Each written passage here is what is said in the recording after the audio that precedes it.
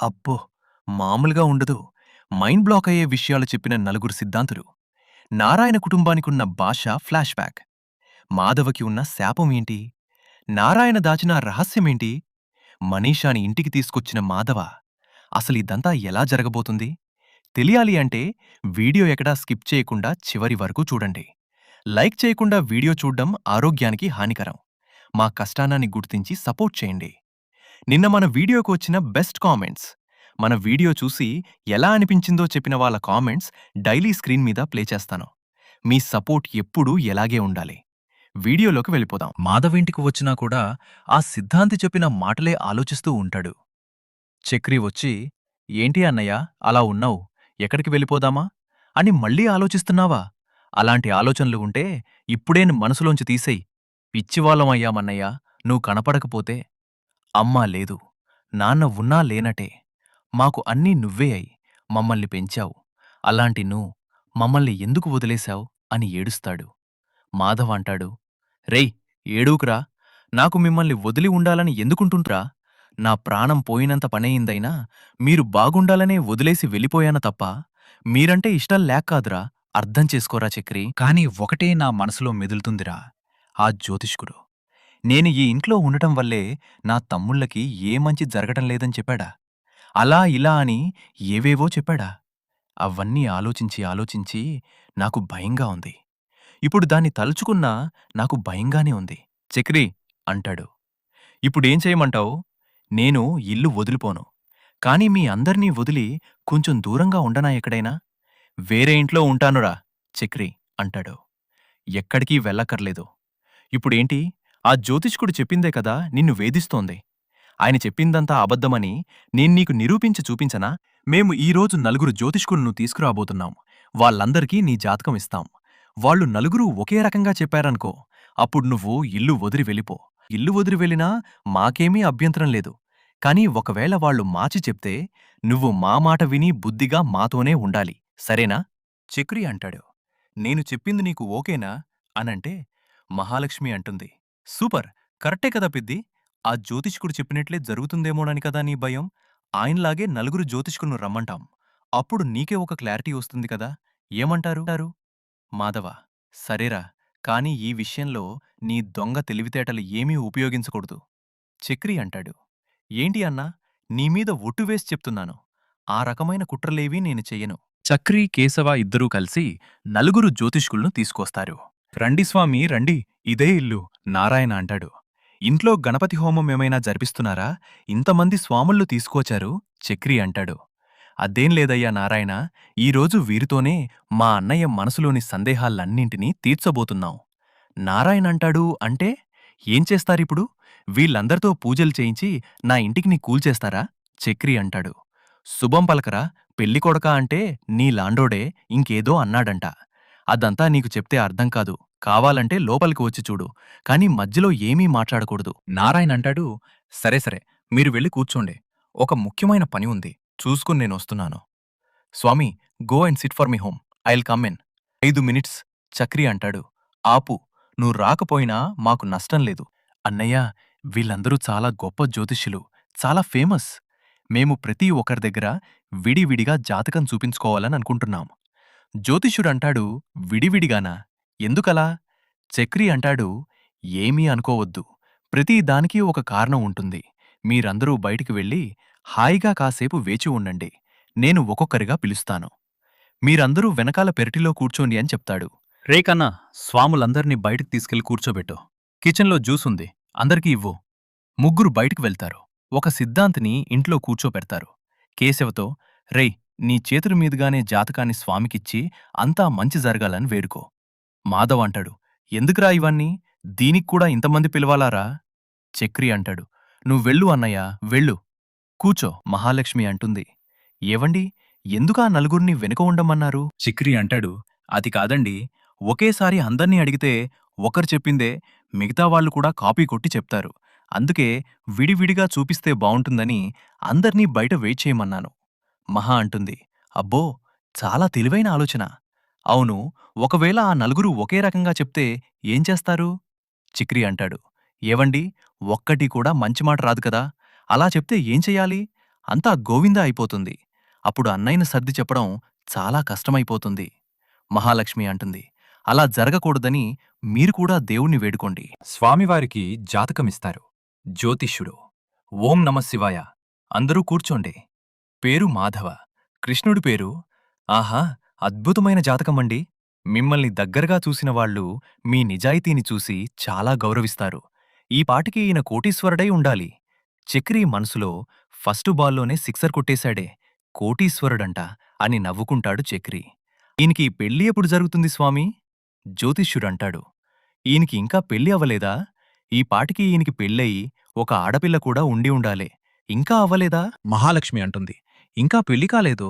జ్యోతిష్యుడు: జాతకం అలా చెప్పడం లేదే. దేనికైనా మంచిది. మీ అన్నయ్యను ఒకసారి పక్కకు తీసుకెళ్లి అడిగి చూడండి. ఎవరికీ తెలియకుండా చేసుకున్నాడేమో. చిక్రీ మనసులో నిన్న మనీషా గుడ్లో చూసింది అన్నాడు. అక్కడ తాలి కట్టేశాడా ఏంటి అని అనుకుంటాడు.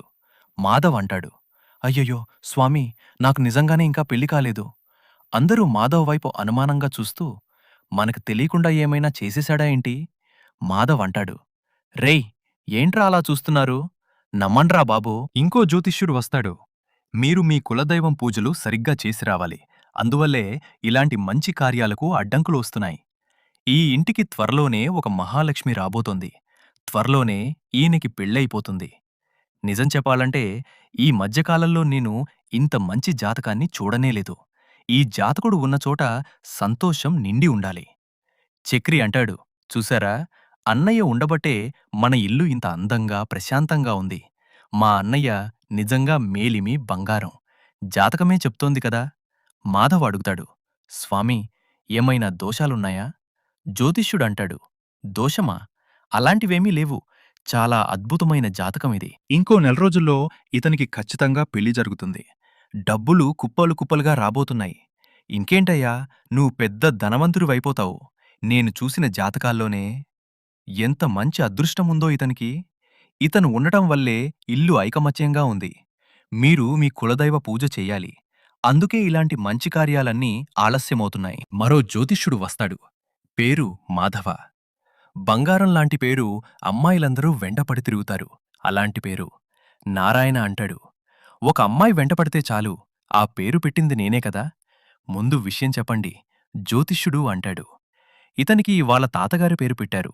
అందుకే అంత గర్వంగా ఉన్నాడు. ఇతనికి అమ్మతో ఉండే యోగ్యం లేదు. ఎన్నో కష్టాలు పడి ఇంతటివాడయ్యాడు. మాధవ అంటాడు, అవును స్వామీ, నా చిన్నప్పుడే మా అమ్మ చనిపోయింది. జ్యోతిష్యుడు అంటాడు, జాతకం కరెక్టుగా చెప్తోందిగా. అమ్మ లేకుండా పెరిగారు. మీకు రాబోయే భార్య మీకొక అమ్మలా తోడుగా, మిమ్మల్ని బాగా అర్థం చేసుకుని అద్భుతంగా చూసుకునే భార్యగా ఉంటుంది. కేశవ అడుగుతాడు, స్వామీ, అన్నకెప్పుడు పెళ్లి జరుగుతుంది? జ్యోతిష్యుడంటాడు, త్వరలోనే అయిపోతుంది. పెళ్ళైన ఒకే సంవత్సరంలో పిల్లాడు కూడా పుడతాడు. చూసుకోండి. మొదట మగపిల్లాడు, ఆ తర్వాత 2 ఆడపిల్లలు.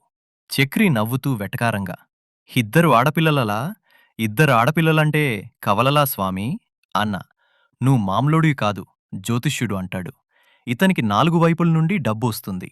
బ్రహ్మాండమైన ఇల్లు కడతాడు. ఊరంతా ఆశ్చర్యపోయేలా 4-5 ఇల్లు కడతాడు.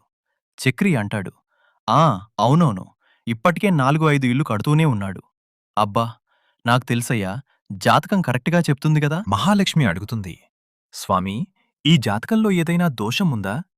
జ్యోతిష్యుడంటాడు, దోషమా? అలాంటిదేమీ లేదమ్మా. ఎందుకడుగుతున్నారు? అంతకుముందు వచ్చినవారు ఏమైనా దోషం ఉందని చెప్పారా? అవునవును, అవును స్వామీ, చెప్పారు. జ్యోతిష్యుడంటాడు, అదంతా శుద్ధ అబద్ధమండి. ఈ జాతకానికి ఏ దోషమూ లేదు. జాతకం చాలా బాగుంది. అయినా మీరనుకున్నదంతా జరగాలంటే కులదైవ ఆలయ దర్శనం, పూజ చాలా చాలా అవసరం అని చెప్పిన తరువాత చివరి జ్యోతిష్యుడు చెప్పే మాటలు విని గూస్ బంప్స్ వస్తాయి. వీడియోని లైక్ చేశారా? లైక్ చేసి చూడండి. మహాలక్ష్మి అంటుంది, స్వామీ, ఈ జాతకంలో దోషమేమైనా ఉందా? జ్యోతిష్యుడు అంటాడు, ఒక చిన్న దోషం ఉందమ్మా. చక్రి అంటాడు, పెళ్లి దోషమా స్వామీ? జ్యోతిష్యుడు అంటాడు, అదంతా ఏం లేదు నాయనా, సర్పదోషం ఒకటే ఉంది. అందరూ ఆశ్చర్యంగా, సర్పదోషమా? జ్యోతిష్యుడంటాడు, దానికి మాత్రం పరిహారం చెయ్యాలి. ఎప్పుడో ఒక పామును కర్రతో కుట్టారు. అదే మంచి జరగడానికి అడ్డుగా ఉంది. మాధవ అంటాడు, అవునవును స్వామీ, నేను 3వ తరగతి చదువుతున్నప్పుడు ఇంట్లోకి ఒక పాము వచ్చింది. అది పాము అని తెలియక నేను దాన్ని కొట్టేశాను. జ్యోతిష్యుడంటాడు, ఇది నువ్వు చేసుకున్న దోషం కాదు. మీ నాన్న మీకోసం మొక్కుకొని తీర్చలేదు. మీ కులదైవం ఎవరు? చక్రి అంటాడు, కులదైవం తెలీదు స్వామీ. జ్యోతిష్యుడంటాడు, కులదైవ గుడికి వెళ్ళి దోష నివారణ చెయ్యాలి. రూపం స్త్రీ రూపం కర్తవ్యం గ్రామరక్షణ అని అనగానే నారాయణ గతంలో జరిగినవి ఆలోచిస్తూ టెన్షన్ పడతాడు. ఇది మిమ్మల్ని తరతరాలుగా వెంటాడే దోషం. దోష నివారణ చేయండి, లేకపోతే మీ ఇంట్లో అన్ని అశుభాలే జరుగుతాయి. చక్రి అంటాడు, కులదైవం ఎవరో ఎలా తెలుసుకోవాలి స్వామీ? జ్యోతిష్యుడు అంటాడు, ఇంట్లో పెద్దవాళ్ళని ఉంటే అడగండి. ఇప్పుడు మీ అన్నకి గురుదశ నడుస్తోంది, అందుకే అన్ని విషయాలు ఆలస్యమవుతున్నాయి. గురుగ్రహం దాటిపోతే అన్ని విషయాలు సర్దుకుంటాయి. కేశవ అంటాడు, ఆ గురుగ్రహం ఎప్పుడు దాటుతుంది స్వామీ? త్వరలోనే దాటిపోతుందయ్యా. ఓహ్, త్వరలోనే దాటుతుందంట అన్నా, విన్నావా? మహాలక్ష్మి అంటుంది, పెళ్లి ఎప్పుడు జరుగుతుంది? జ్యోతిష్యుడంటాడు, పెళ్ళా 2026లో ఇతనికి పెళ్లి జరగకపోతే నా చెవి కోసి పడేస్తాను. ఇతన్ని పెళ్లి చేసుకోబోయే అమ్మాయి ఉత్తర దిశ నుంచి వస్తుంది. బంగారం లాంటి అమ్మాయి వస్తుంది. జీవితం చాలా అద్భుతంగా ఉంటుంది. ఇలాగే ఉమ్మడి కుటుంబంగా మీరందరూ పిల్లపాపలతో సంతోషంగా ఉంటారు. కులదైవ గుడికి ఇప్పటివరకు మీరు వెళ్ళనేలేదు. అందుకే ఈ ఇంట్లో జరుగుతున్న సమస్యలన్నింటికీ అదే కారణం.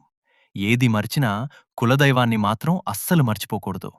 అందరూ ముందుగా కులదైవ గుడికి వెళ్ళిరండి అని అందరూ చెప్తారు చక్రి. అందరికీ డబ్బులిచ్చి పంపిస్తాడు. నారాయణ కంగారు పడుతూ బయటికెళ్ళిపోతాడు. కేశవనారాయణ్ణి చూసి, ఈయనకేమైందిరా అనంటే కన్నా అంటాడు, కోటరు పడలేదు కదా, అందుకే అలా వెళ్ళిపోయాడు అని నవ్వుతాడు. చక్రి అంటాడు, అన్నముఖం చూశారా, గందరగోళమంతా పోయి ఎంత బ్రైట్గా అయిపోయిందో.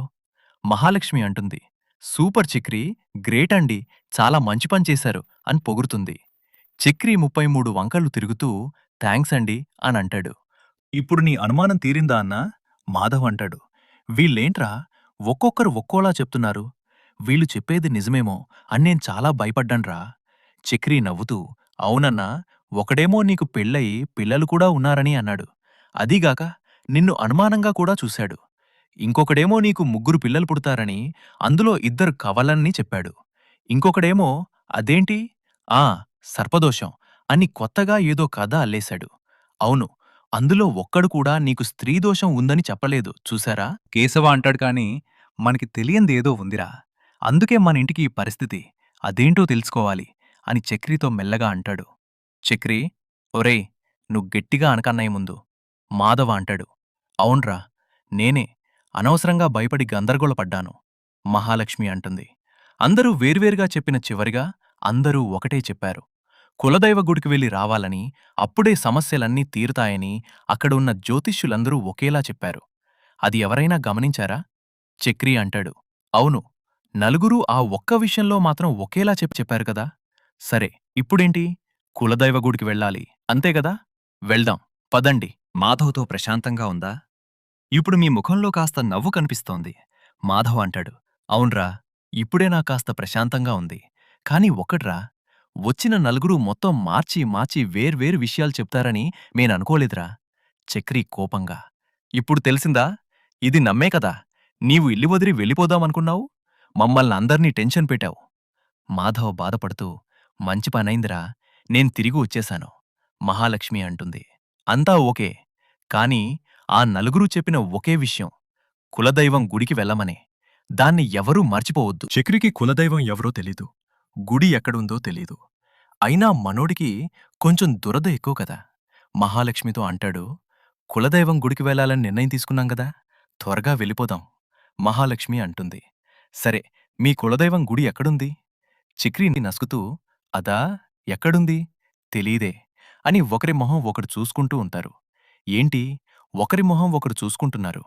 గుడి ఎక్కడుందో తెలీదు కాని వెళ్ళిపోవాలి. పెద్ది, మీ కులదైవ గుడి ఎక్కడుంది? మాధవ అంటాడు, నాకే తెలీదమ్మా, నేను పుట్టినప్పటినుండి కులదైవం గుడికి అసలు వెళ్ళనేలేదమ్మా, అందుకే నాకు తెలీదు. మహా అంటుంది, అసలు కులదైవం ఎవరో కూడా మీకు తెలీదా? చక్రి అంటాడు, మాకు చాలా విషయాలు తెలియవు. మేమెందుకిలా ఉన్నామో తెలీదు, ఈ ఇల్లు ఎందుకిలా ఉందో తెలీదు, మా నాన్న మా అమ్మని ఎందుకు చంపాడో తెలీదు.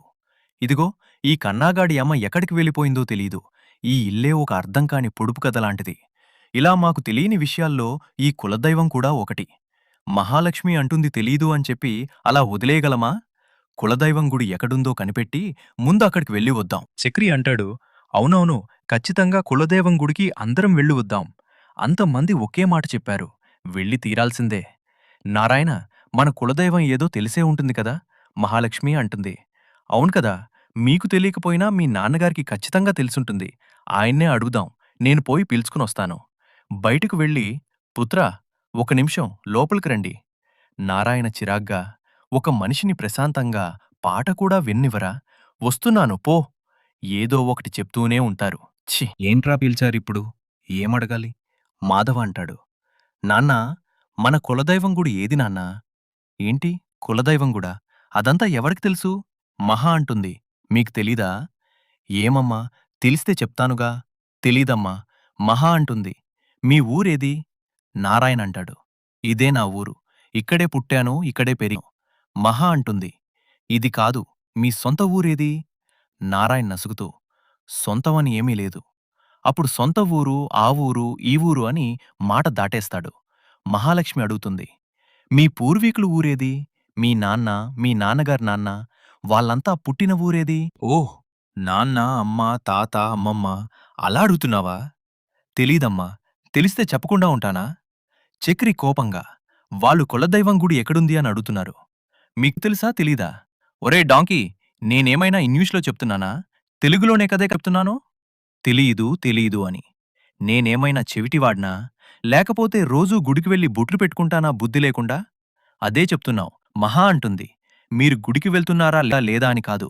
మీ కులదైవం గుడి ఎక్కడుందో కూడా మీకు తెలీదా? నారాయణ కోపంగా, ఏమమ్మా, ఎన్నిసార్లు చెప్పాలి? తెలీదమ్మా. నేనేమైనా ప్రతి సంవత్సరం వెళ్ళి పొంగలి పెట్టి, మేకను కోసి, దండం పెట్టుకుని వచ్చేలా మాట్లాడుతున్నావు? తెలీదమ్మా. తెలిస్తే చెప్పనా? తెలీదు, అంతే. వేరే ఏమైనా ప్రశ్నలున్నాయా? Any questions? No questions. Okay అని పాటలు పాడుకుంటూ వెళ్ళిపోతాడు. మహాలక్ష్మి చిరాగ్గా, ఏంటండి, ఈయనకి కులదైవం గుడి కూడా తెలీదని చెప్తున్నారు? ఇలా ఉన్నాడేంటసలు? ఒక తండ్రికి ఉండే లక్షణాలేమైనా ఉన్నాయా ఆయనలో అసలు? చక్రి అంటాడు, వదిలేయండి, ఆయనకి తెలియకపోతే ఏంటంట? మనమందరం వెతికి కనిపెడతాం. మహా అంటుంది. కనిపెట్టాలండి. కనిపెట్టి మీరందరూ అక్కడికి వెళ్ళి రావాల్సిందే. చక్రి అంటాడు. ఏంటి, మీరందరూ అనంటున్నావు? ఇంతకుముందు మనం అని కదా అనేవారు? మహా అంటుంది. ఏమో, నేనేం మాట్లాడుతున్నానో నాకే అర్థం కావడం లేదు. మీ నాన్న మాటల వల్ల ఆయనకి కులదైవం గుడి కూడా తెలియకుండా ఉండడం నాకు చాలా ఆశ్చర్యంగా ఉంది. ఇక్కడితో ఎపిసోడ్ ఎండ్ అవుతుంది. నారాయణ దాచిన నిజం ఏంటి? గతంలో జరిగిన విషయాల వల్ల మాధవ జీవితంలో వచ్చే మలుపులు ఎలా ఉంటాయి? నారాయణ చేసిన పనులు మహాలక్ష్మి జీవితాన్ని ఎలా మార్చబోతుంది? వీళ్ల ఇంటికి ఉన్న శాపం వల్ల మహాలక్ష్మి ప్రాణాలతో ఉంటుందా? మీరేమనుకుంటున్నారు? కామెంట్ చేయండి. నాకు వచ్చిన బెస్ట్ కామెంట్స్ నెక్స్ట్ వీడియోలో స్క్రీన్ మీద డిస్ప్లే చేసి కుదిరితే హైప్ కూడా చేయండి.